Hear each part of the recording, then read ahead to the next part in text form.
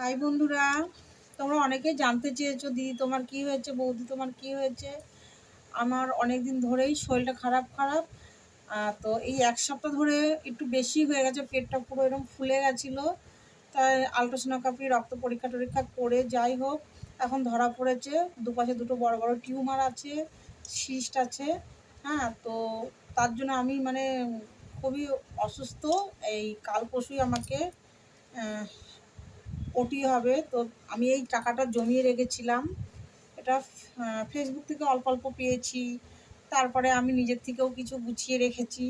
তো এটা হচ্ছে আমার ছেলের পড়াশোনার জন্য আমি অল্প অল্প করে গুছিয়ে রাখছি। তো এখন তো কিছু করার নেই, এখন তো অনেক টাকার প্রয়োজন।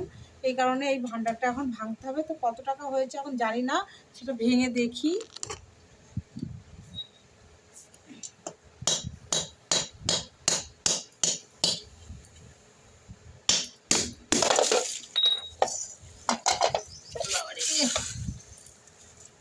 এই দেখো,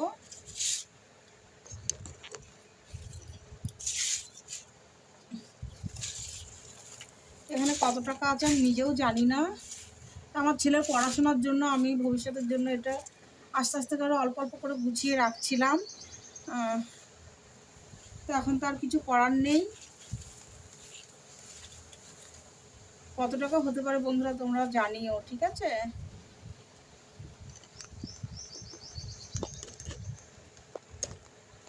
তোমরা একটু ঠাকুরের কাছে প্রে করো আমি যেন সুস্থভাবে বাড়ি আসতে পারি।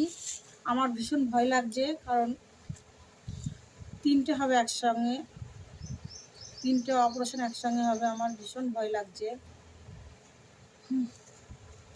হাঁপিয়ে যাচ্ছি, দেখছো, কথা বলতে পারছি না।